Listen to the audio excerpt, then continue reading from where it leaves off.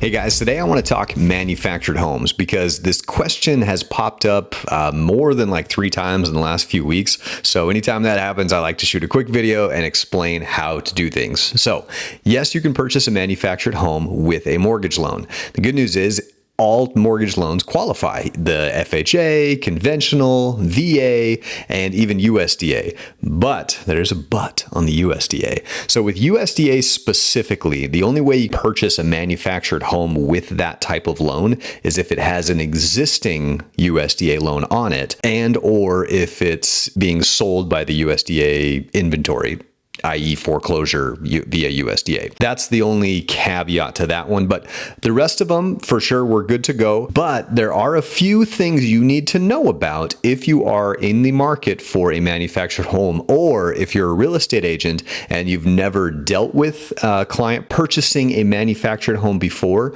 You definitely want to listen to these tips and things I'm going to tell you because they will pop up when you're looking at manufactured homes. So let's get right into it. The first one is, can the land be leased? This is the number one question I get when it comes to manufactured or mobile homes. Can I still purchase it with a mortgage if I have to pay lot rent, right? That means that you don't own the land that it comes with.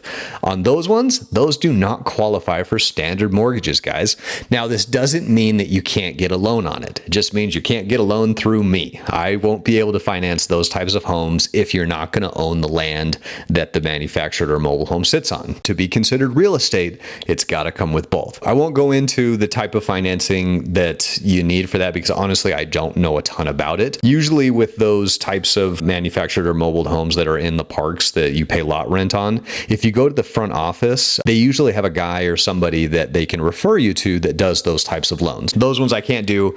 It does come up a lot though. In order for me to be able to finance a loan, a mortgage loan, FHA, conventional, USDA, VA, that you have to own the land. The other thing that you need to know about it is the home must be at least a double wide. There are single wide versions as well as double wide versions. I can only finance the double wide ones. Actually, we did just come out with a rule on the conventional. We can do single wide, but they have to be less than 10 years old from the date of close of escrow. So, with it being, 2022, we have to make sure that that home would be built after 2012 in order to finance it with a conventional loan only. Now, with the rest of them, it does have to be a double wide. VA even has extra square footage rules. It has to be over 700 square feet in order to qualify for VA. And with an FHA loan specifically, you will have to get a structural engineer to verify that it's permanently affixed to the foundation, meaning that, the axles have been taken off. You can't just drive away with this house after you get a mortgage on it, right? We got to make sure it's staying put. That is important to keep in mind if you're getting financing through an FHA loan and you're interested in manufactured homes.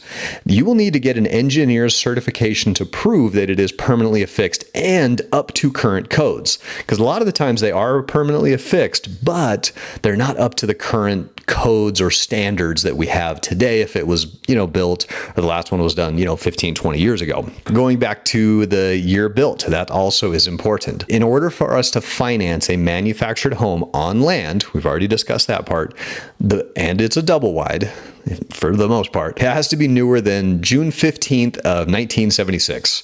It's an oddly specific date, I know, right? But it has to be manufactured after that date because prior to that date, they were not classified as real estate. They were registered through the DMV the same way that you register your vehicle that you drive every day. So that's the reason why they have to be built after that time frame, because that's when they were considered real estate. With that engineer's certification, those can be a little pricey.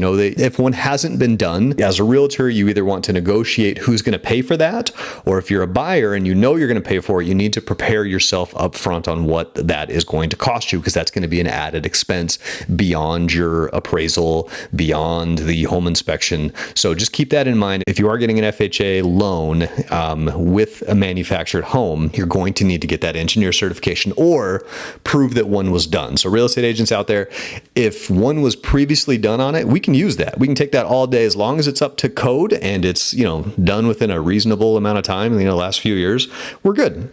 So something to keep in mind, because again, those can incur additional costs. And let's say one has never been done, you get one done, it's not up to code. Those repairs can be costly. They're called like retrofitted sway bars. I don't have the exact definition, I apologize. But basically they need to make sure that like in heavy winds, that house isn't going to shift or move. So it has to be up to those codes. And typically the cost can be, thousands of dollars. I've seen them between $1,000 to $2,000 to get those things fixed. And then the engineer certification, typically $500-600, depending on what all needs to be done. Or again, if there's extensions built beyond it, just keep those things in mind when you're looking at these homes. And as always, if you are pre-qualified through me and you're looking at a house and you're not sure, just give me a call. I'll take a look at it and I'll be able to tell you what to prepare yourself for. Now, on a conventional loan, if you're financing through a standard conventional loan, the engineer certification is not required up front, but if the appraiser specifically calls it out saying that they need one, then you will have to get one. So the conventional loans, it depends on what the appraiser says. On FHA, it's going to be needed 100% of the time.